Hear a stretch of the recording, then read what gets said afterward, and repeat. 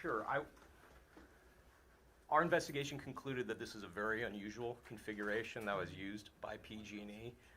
We believe it was the only such configuration like this in PG&E's entire service territory.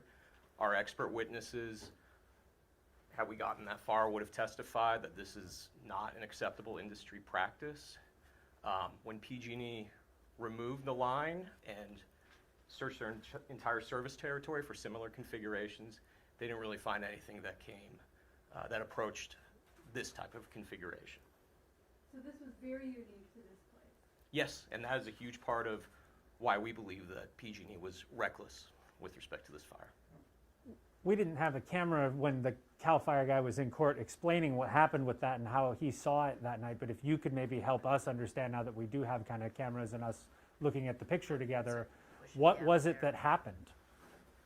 So I think this diagram does the best job. You can see this is the broken jumper cable down here. This is the end that it broke. And this jumper is supposed to look like the middle and bottom phase. And so it would have been connected prior to the fire into this shoe right here. And so all three of these were essentially swinging back and forth in the wind for, we believe, at least a period of 13 years, going back to 2006 when PG&E reconfigured these jumpers.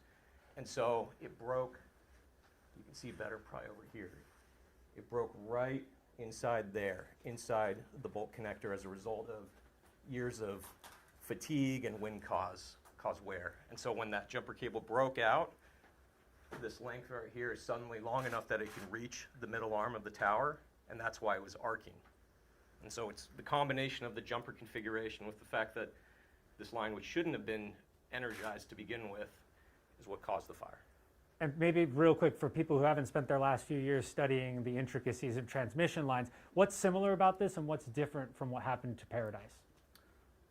Well, I would say what's similar is you have a jumper that failed, and you have a jumper that's failing as a result of fatigue. The difference is, in Paradise, you would have had it break right here at the top of this string of insulators.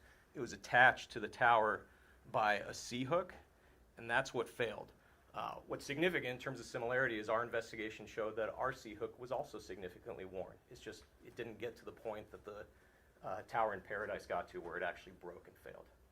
So you have a jumper cable that failed, causing both fires, but it's a different end of the jumper cable that's breaking. So it broke up there in Paradise, it broke down on the cable itself in this fire?